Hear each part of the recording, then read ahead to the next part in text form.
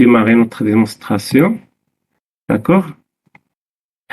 D'accord, c'est bon. Donc, comme j'ai dit hier, comme j'ai dit hier, vous aurez un accès comptable au niveau de l'espace, au niveau de la page d'accueil des portails des marchés publics.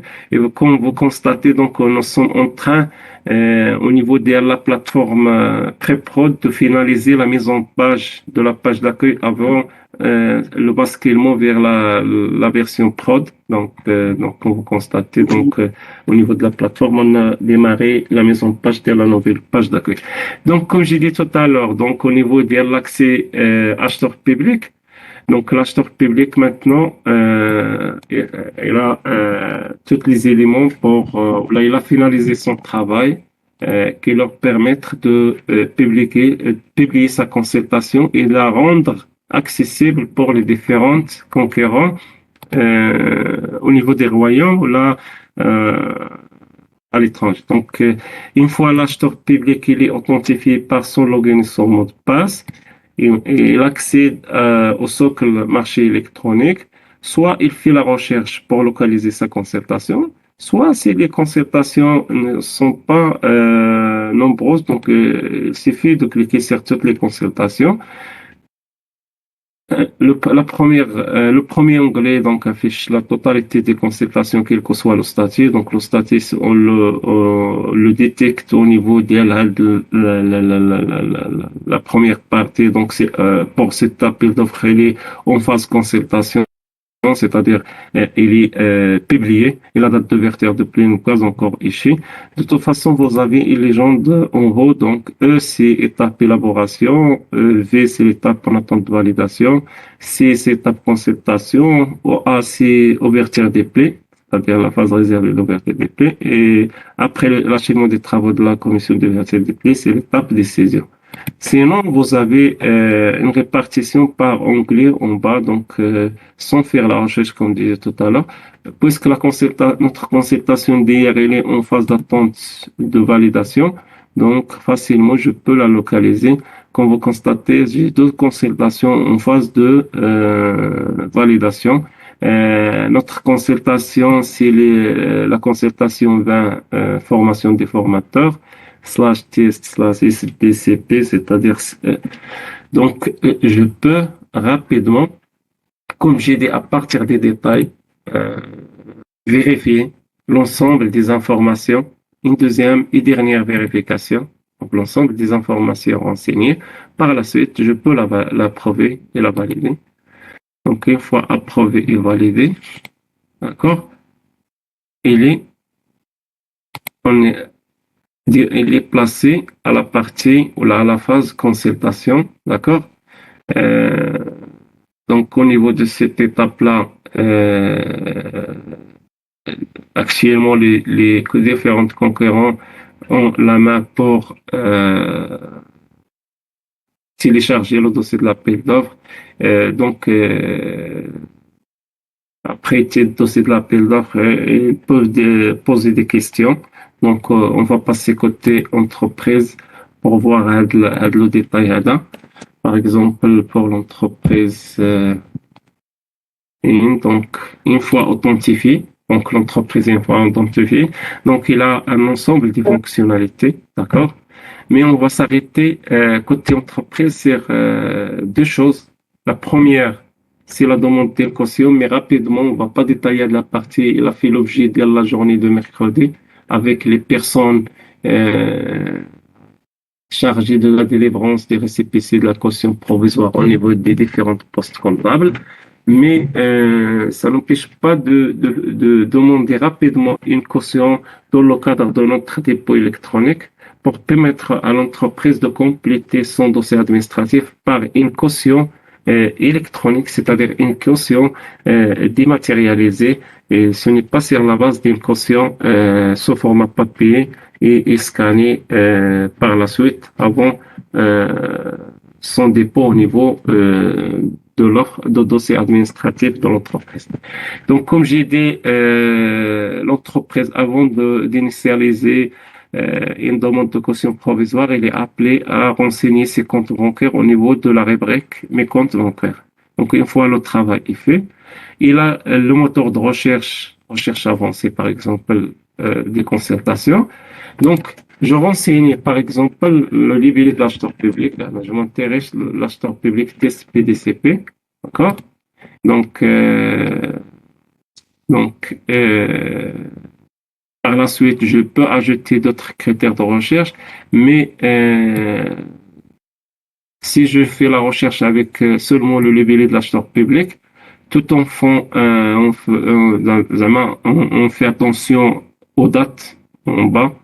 Donc, le portail, par défaut, et il cherche des consultations dans la date limite, donc, et entre le 21/4 jusqu'à 21/6, d'accord?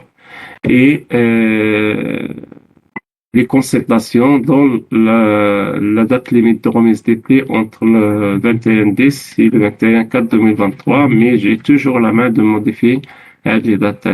Donc, pour moi, une fois je lance avec un seul critère de recherche libellé acheteur public, donc j'aurai toutes les consultations. Ce sont 5 consultations publiées par cet acheteur public. Voilà, c'est le test PDCP comme acheteur public. Donc, et dont la date d'ouverture n'est pas encore échue. Donc, pour nous, ce qui nous intéresse, c'est la consultation 20 FFF, test PDCP. Donc, j'accède à la fiche détail de la consultation. Donc, une fois je suis au niveau de la fiche détail de la consultation, donc j'ai toutes les habilitations nécessaires pour télécharger en tant qu'entreprise le dossier de la consultation, pour poser une question, donc pour créer un groupement. Donc, pour le groupement, donc, je profite de l'occasion pour répondre à une question posée hier, je pense, par Madame Nabila Zerret, je pense, si je me rappelle bien. Donc, concernant le groupement. Donc, comme vous savez, donc, les entreprises, elles ont le droit de créer un groupement dans le cadre d'un appel d'offres. Donc, dans le papier, donc, vous avez une idée sur la procédure à suivre. Donc, au niveau du portail, donc, une fois les membres du groupement décident de créer un groupement et d'établir la convention de groupement entre eux, donc, au niveau du portail, le coordonnateur désigné, c'est-à-dire le chef de file, donc le coordonnateur, il est appelé à créer le groupement au niveau du portail. Donc, c'est un simple clic, ajouter un groupement. Par la suite, j'ajoute les membres du groupement, à condition que ces membres de groupement ils doivent avoir un compte au niveau de la base de données des fournisseurs. Donc, une fois les membres du groupement est ajoutés au niveau de le portail des marchés publics, le groupement est créé et membres, les autres membres du groupement par le coordonnateur et il reçoit une invitation au niveau de cet onglet-là de groupement au niveau de leur espace sécurisé. Donc, ils sont appelés pour valider le groupement au niveau du portail, de valider cette invitation. Donc, une fois l'ensemble des membres du groupement valide l'invitation des coordonnateurs, le groupement devient valide au niveau du portail des marchés publics. Donc, au moment de la demande d'une caution provisoire, d'accord, j'aurai la possibilité de sélectionner la demande d'une caution dans le cadre d'un groupement. À ce moment-là, j'aurai le nom des groupements au niveau de cette liste de rôles. Donc, et je sélectionne le groupement. Donc, dans ce cas, j'essaie de répondre à la question d'elle, Madame Nabila. Je pense que c'est Madame Nabila qui a posé la question. Donc, on a les 3 cas de figure possibles, soit un membre de groupement demande une caution demande une caution provisoire pour la totalité des montants. Donc, c'est-à-dire une seule personne prendre en charge la totalité des montants. Soit le deuxième cas, il y a une répartition entre des montants entre deux ou plusieurs membres des membres de la commission. D'accord? Il y a le troisième cas, c'est que la caution est délivrée au nom des groupements. D'accord? Donc, euh, comme vous savez, dans les différents cas, dans le cadre d'un groupement, il faut avoir un compte au niveau d'un organisme bancaire. Donc, euh, on va prendre le cas le support de la caution par plusieurs membres. Donc, dans ce cas-là, chaque membre, il va demander une caution provisoire dans le cadre des groupements, par exemple AB, si on donne le nom AB, le groupement. Donc, et chaque demande de caution sera traitée par l'agence des membres concernés. Par la suite, chaque membre aura la caution provisoire dans son espace sécurisé. Après la validation de la caution par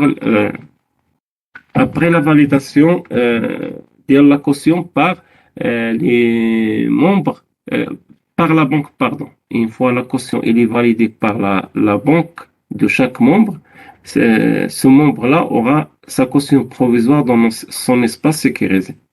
Donc, c'est à la charge des membres de mettre à la disposition des coordonnateurs des groupements la caution en question.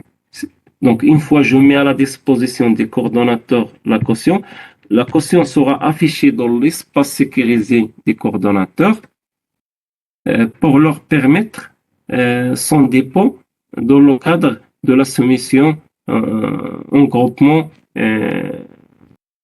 à l'appel d'offres, là, à la consultation en question. D'accord? Donc,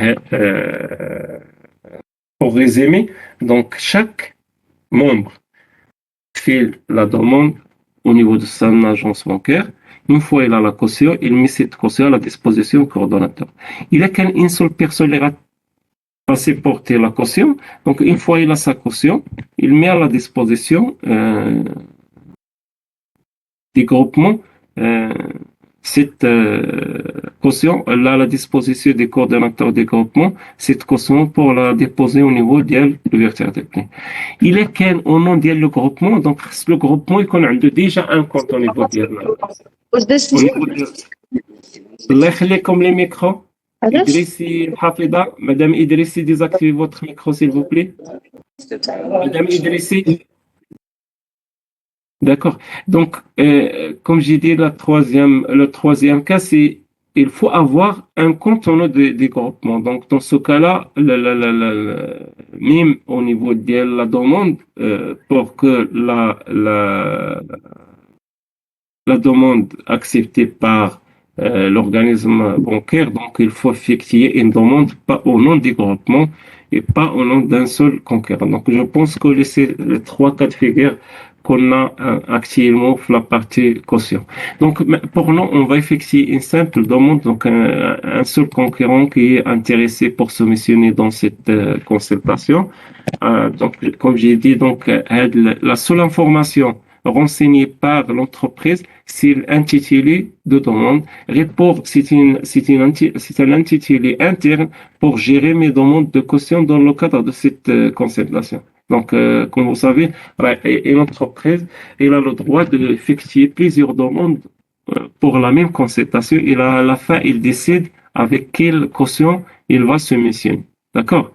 يعني هاد لو كاد فيغير هادي ابخي ديسكسيون سوا مع زعما لي ديفيرونت اكتور كتكون في دي كان اللي كيكون لونتربريز il n'a pas la certitude d'avoir la caution provisoire من l'organisme bancaire avec lequel il a l'habitude de demander les cautions vu كاين دي بروبليم au niveau ديال لا لين ديالو وصلت لو سوي ولا مثلا عنده دي كونترانت فوالا دونك بور ايفيتي هاد لو بروبليم كيطلب لهاد لاجونس لا كوسيون او ميم طون pour gérer le risque, il demande à une autre agence, يعني عنده un autre bancaire, une autre ligne de caution, une autre banque, il demande une deuxième caution.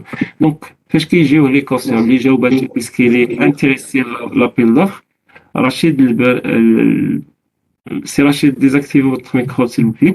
Donc, une fois qu'il y a les cautions, donc il a le droit qu'on va voir ensemble, il a le droit de soumissionner avec la caution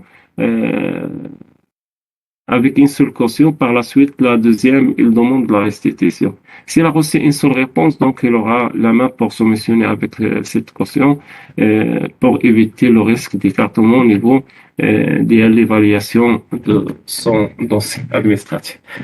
D'accord. Donc, la deuxième information à renseigner ou la donner au portail, c'est le compte, l'agence ou l'organisme bancaire au niveau de laquelle je veux effectuer une demande. Alors, je prends par exemple l'aide TP de Tmara, par exemple. Donc, j'ai créé un compte au niveau de mes comptes, au niveau de la trésorerie TP de Tmara. Mais, pour le cas de la CDG, les postes comptables, alors je crée un compte au niveau de mes comptes bancaires total au niveau de la page d'accueil. Là, vous avez le lien pour ajouter un compte, d'accord? Mais j'ai le droit de modifier le poste comptable. Il y en a qui viennent les comptes sénégalais, les postes comptables. J'ai l'habitude de demander, on a pris en charge de la fonctionnalité suite les pratiques, les donc suite les ateliers fixés.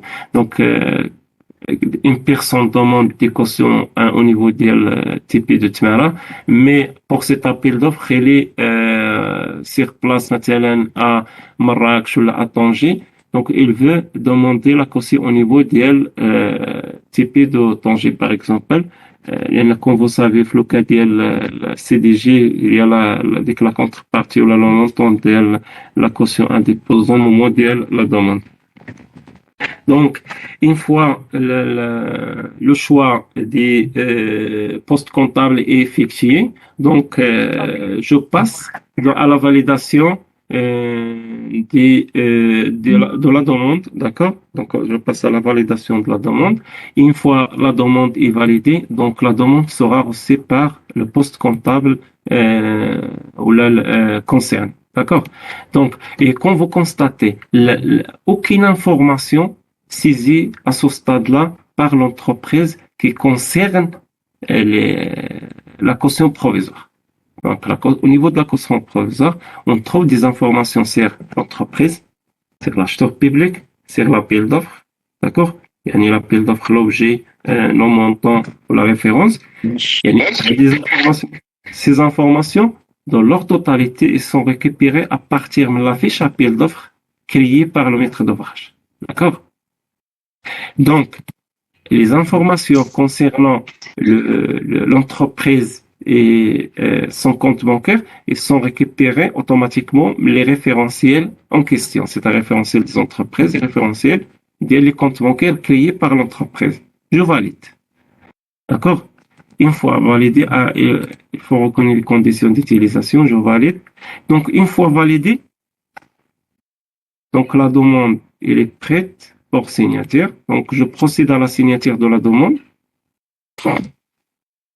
Donc, la demande, c'est le formulaire habituel renseigné au niveau des postes comptables par les concurrents pour avoir une caution ou un récépissé de la caution provisoire.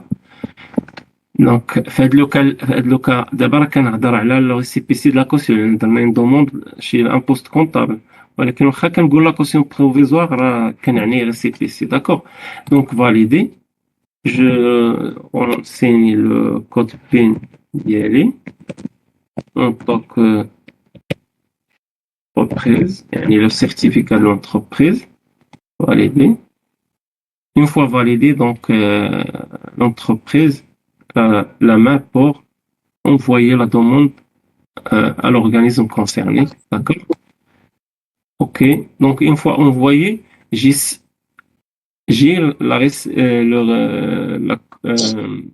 la notification, l'information sur la réception de ma demande par l'organisme bancaire concerné ou par le poste comptable concerné.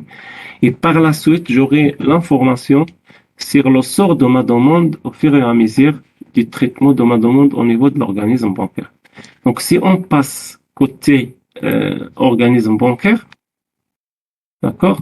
Donc, côté organisme bancaire, mais rapidement, on fait de la partie de validation de la caution, à là rapidement, et ce n'est pas l'objet de notre séance de cette matinée. Pour avoir une caution dans le cadre de la consultation ou de le dépôt, donc les organismes bancaires, يعني au niveau des postes comptables par exemple, vous avez des comptes gestionnaires et des comptes euh, signataires, d'accord? Et même pour certains postes bancaires, pour certains postes comptables, ou là, certains organismes bancaires, ils ont le droit d'avoir un seul compte avec les deux profils, c'est-à-dire profil euh, gestionnaire et le profil signataire. C'est le cas pour moi, fait, le compte ADA, j'ai les deux habilitations, mais les habilitations le signataire s'affichent une fois je me suis désigné en tant que signataire. Donc, la demande est reçue par la banque. Le gestionnaire va prendre en charge la demande et une fois il est pris en charge, il a le droit de la rejeter, il a le droit de la traiter. Une fois il traite la demande, le code de la caution ou la référence de la caution, là, j'ai constaté qu'il y a des personnes qui posent des questions au niveau de la partie chat. Laissez vos questions jusqu'à l'ouverture de le débat. Donc, vous aurez l'occasion de poser les questions. Au niveau de le chat, utilisez le chat pour le moment et pour signaliser le problème de leçon. En cas de problème au niveau de la leçon. Par la suite, une fois on ouvre le débat, vous pouvez poser vos questions. Donc, comme j'ai dit, la référence de la caution, il est générée automatiquement par le portail. Pour le cas de la CDG seulement, pour les autres bancaires, il saisit manuellement la référence à partir de leur système d'information. Par la suite, je désigne le signataire et j'ajoute, une fois je clique sur ajouter, le portail génère la caution provisoire. Puisque j'ai l'habilitation dans ce compte-là d'un signataire, donc automatiquement le portail me donne la main pour signer la caution. Donc, une fois que je clique sur signer la caution, donc j'ai la caution générée automatiquement avec les données.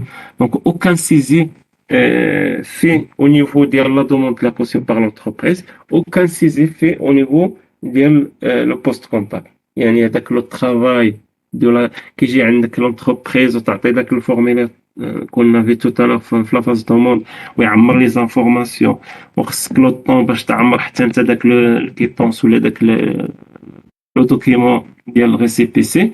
Donc, le travail, le travail se fait par le portail sur la base des informations récupérées de l'acheteur public. C'est pourquoi j'ai insisté hier sur la vérification des informations saisies au niveau du portail. Et aussi le libellé de l'acheteur public, لأنه هذه des informations كلهم غادي يكونوا au niveau de la caution provisoire où je peux pas prendre une décision de la non-validité de la caution et via une erreur au niveau de l'objet ou de le montant, où l'erreur elle est initialisée ou l'erreur revient à l'acheteur public. Donc, ce sont des points pour lesquels il faut faire attention. Donc, comme vous savez, la totalité des informations elles sont renseignées par l'acheteur public. Donc, une fois que je clique sur signer la caution, donc le portail va afficher les clés, la clé. Donc, valider. Après la saisie de le code PIN, la caution sera prête pour l'envoyer à l'entreprise concernée. Donc, OK.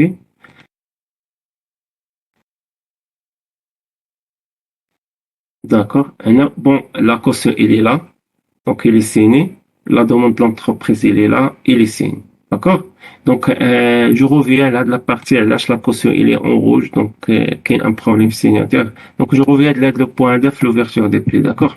Donc, une fois la caution, il est signé, بطبيعة الحال ما كتبقاش عندي l'habilitation ديال le signataire. Donc, le signataire ما كيكونش عنده les trois boutons في هاد l'étape, عنده l'historique, لأنه صافي il a signé là-dedans. Le gestionnaire, il a toujours le droit de changer le signataire. Donc, à écraser de la caution à signataire de là, il a le droit de rejeter. Il a le droit aussi de valider. Donc, une fois la caution est validée, il est transmis à l'acheteur public. Donc, aucune habilitation donnée ou là, aucune action donnée l'organisme bancaire ou le poste comptable, cette demande, il est traité. Donc, il aura des habilitations une fois il reçoit des demandes de restitution, là, des demandes, ou là, des mains levées pour la restitution de la caution. Donc, c'est bon. Donc, pour nous, on va revenir la partie entreprise. Donc, l'entreprise, l'espace sécurisé, elle a toujours. Donc, il a, ما تكونش مازال فاتحه هذا l'écran هذا سيبوزون سوا il actualise ولا au niveau de l'annonce une fois tu fais toutes les consultations ou la recherche avancée on peut localiser l'appel d'offre en question, d'accord, donc l'appel d'offre c'est l'appel d'offre 20, voilà, une fois il accède à la fiche détail de la consultation au niveau de l'onglet caution, donc il a l'information comme quoi que la caution il est validée par la banque, donc c'est-à-dire il est délivré par la banque et donc il peut télécharger d'abord la caution, d'accord, télécharger la caution, mais une fois la caution est téléchargée, c'est un document PDF, d'accord. Donc, c'est un document PDF, d'accord, de la caution, mais le plus important, c'est-à-dire la signature de le document, d'accord, donc n'est pas possible, d'accord. Donc, la signature, il n'est pas accessible à ce stade-là. Il est accessible au niveau de le dépôt. Donc, au niveau de le dépôt, lorsque je clique sur répondre à la consultation, donc automatiquement le portail, d'accord, le portail, il récupère la caution au niveau de le dossier administratif. À la charge d'entreprise de l'activer pour la déposer dans le cadre de cette consultation. Il y en a, comme j'ai dit tout à l'heure, s'il a fait 2 ou 3 demandes, il a reçu par exemple 2 réponses favorables, il aura 2 cautions au niveau du dossier administratif. Il active la caution avec laquelle il veut se missionner et il désactive l'autre afin de demander la restitution de l'autre caution. D'accord? Par la suite, il ajoute les pièces des dossiers administratifs, c'est-à-dire elle complète sa demande par des pièces de dossier administratif, par exemple, maintenant un seul document, une déclaration sur l'honneur, mais il est censé faire l'étape d'ajouter l'ensemble des pièces demandées pour le règlement de consultation de l'appel d'offres en question. Par la suite, rédiger de l'offre financière, d'accord. Donc, l'offre financière, supposant un acte d'engagement et déclaration au bordereau des prêts. Donc, supposons les pièces de demande. Mais là, c'est un exemple de test. La réalité, il est appelé à déposer la totalité des pièces prévues le règlement de conservation de l'appel d'offre en question. Par la suite, automatiquement, il a récupéré les pièces avec leur signature. D'accord? Parce que j'ai déjà signé les pièces sur le cadre d'une simulation déjà effectuée. Si jamais j'ai, au niveau de fond de dossier, j'ai supprimé le fichier signataire, donc le portail ramène les pièces sans signataire et à la charge de l'entreprise de sélectionner les pièces en question et de les signer par son certificat classe 3, à l'exception des pièces dématérialisées, c'est le cas de la caution provisoire, puisque c'est une pièce dématérialisée. Suite l'arrêté, le nouveau arrêté, les pièces dématérialisées nativement ne sont pas signées par le certificat de l'entreprise. Donc, comme c'était prévu, l'arrêté 2014 et l'ancien arrêté dans le cadre de la dématérialisation. Voilà, donc je valide l'envoi de l'entreprise. OK. Donc, une fois l'envoi est fait, donc, le chiffrement de l'offre. Donc, le chiffrement là, quand vous constatez qu'il y a un chiffrement de l'ensemble des plaies, donc, soit l'offre dossier administratif, technique et additif, soit l'offre financière. D'accord, c'est bon. Donc, là, on peut dire la casier de réception. Bon, parmi les nouveautés de l'arrêté 1982-21, c'est que on a profité de l'expérience d'état d'urgence sanitaire dans laquelle il a été décidé de s'asseoir l'utilisation des clés de chiffrement des chiffrements des précédents. Donc, durant cette période, on a constaté que la confidentialité des offres n'a pas été touchée. Aucun incident n'a été observé durant cette période. Donc, c'est pourquoi on a profité de la réforme de l'arrêté d'ajouter la possibilité selon les conditions d'utilisation des portails, d'utiliser des clés de chiffrement, des chiffrements de la plateforme.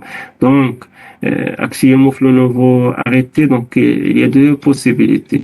Soit, donc, selon la décision prise au niveau central, on peut basculer vers les clés de chiffrement des précédents ou la laisser pliant, comme on peut utiliser les clés des chiffrements asymétriques dans la plateforme. Donc, comme j'ai dit, puisque ces derniers qui ne posent pas de problème à date d'aujourd'hui, et puisqu'ils facilitent la tâche, surtout pour les gens qui assistent avec nous, qui ont l'habitude d'assister les ouvertures des clés. Donc, avant l'instauration des clés asymétriques de la plateforme, on trouve des difficultés pour ouvrir facilement les offres. Donc, ce n'est pas le cas avec les clés asymétriques. Donc, le cas des clés précédentes, en général le président كيضيع لي كلي ولا كيفتح عن بوست اللي ما فيش لي كلي ديالو ولا لي كلي افيكتي ما كيكونوش لي ميم كو لي كلي ديسپونيبل في لو بوست. دونك ان ensemble دي بروبليم سوبوز او نيفو ديال لي اشتور بيبليك لي كلي كنا كنروبورتيو عليهم لي زابيل دوف كنقول بروبليم تكنيك دو بورتاil mais c'est pas un problème technique de portail, ce sont des problèmes des prérequis techniques de chiffrement des chiffrements côté ستوك بيبليك. بحال ضيع واحد لاكلي ديال انسان درينيو ما قادرش يدخل ليها وتيقول دونك كاين ان بروبليم ولا خاصو لاكلي. دونك سي بوركوا ils ont une décision prise pour continuer à utiliser donc l'option AD. Donc on a intégré l'option AD au niveau de l'arrêt. D'accord. Donc une fois l'entreprise a déposé, il a son accusé de réception, d'accord, dans son espace. Donc chaque fois l'onglet dépôt, une fois il accède, il a l'information sur son dépôt. Donc automatiquement, il a l'information sur son dépôt. C'est un accusé de réception, d'accord, avec la date et leur datage dès le dépôt. En même temps, il reçoit un email, une notification par email, d'accord, au niveau de son adresse email, donc renseigné au niveau du portail des marchés publics. D'accord, il fait rappeler même l'adresse email de l'entreprise, d'accord, et ni utilisé dans le cadre de ce dépôt. Donc, il me de l'adresse email, j'ai une notification de dépôt de l'offre avec le détail des pièces déposées, avec l'ensemble des informations concernant le dépôt de l'entreprise. D'accord. Donc, maintenant, on va passer côté acheteur public. Et pour avoir une idée le tableau de bord de la consultation, donc il a l'acheteur public. Donc, côté acheteur public, voilà, donc on a acheteur public.